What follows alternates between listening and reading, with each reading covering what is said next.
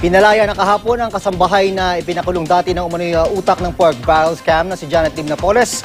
Masaya man sa pagbasura sa kanyang kaso, takot naman daw si Aling Dominga Cadelina para sa kanyang buhay. Balita ka din ni John Consulta.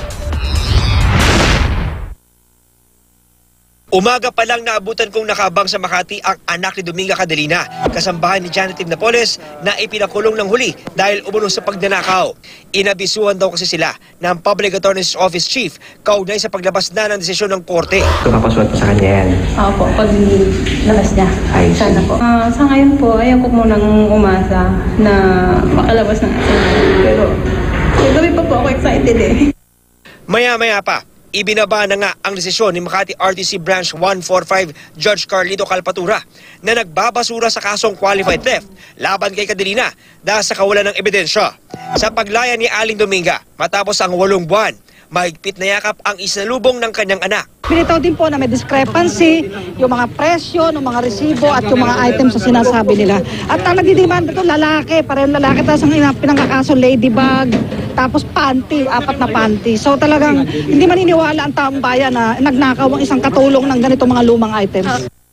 Ipinakulong man siya ni Napoles. Naawa pa rin daw siya rito, lalo't naging mabait naman daw sa kanya. Bukod sa 15,000 pisong buwan ng sahod, may hanggang 18-month pay daw siya noon at Christmas bonus. Christmas bonus yun. Magkano po? 100,000. Okay naman. Habang papunta sa isang ospital sa Laguna, naikwento rin ni Aling Dominga na 1,000,000 piso raw ang regalo ni Napoles kapag nagnininang sa kasal. Gayun din ang regular daw na pakikipagkita ni Napoles sa 3 di pinangalan ng senador para bigyan ng mga mamahaling regalo. Bago nito, naikwento na sa akin ni Aling Dominga ang pagpapaligod niya umano ng gatas kay Napoles.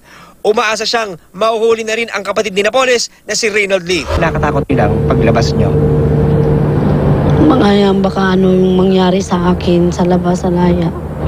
Hindi ko alam kung may tao bang nagalit sa akin. Bigay ko na lang lahat. Mga problema ko kay Lord. Apo. Si Lord ang bahala. Dating sa ospital, agad chinek up si Aling Dominga ng mga doktor at kinuha ang vital signs at BP. Ilang araw daw mananatili dito sa ospital si Dominga Cadelina para sa mga eksaminasyon. Patuloy naman ang bibigyan ng seguridad ng mga otoridad para matiyak ang kanyang kaligtasan. John Consulta, GMA News.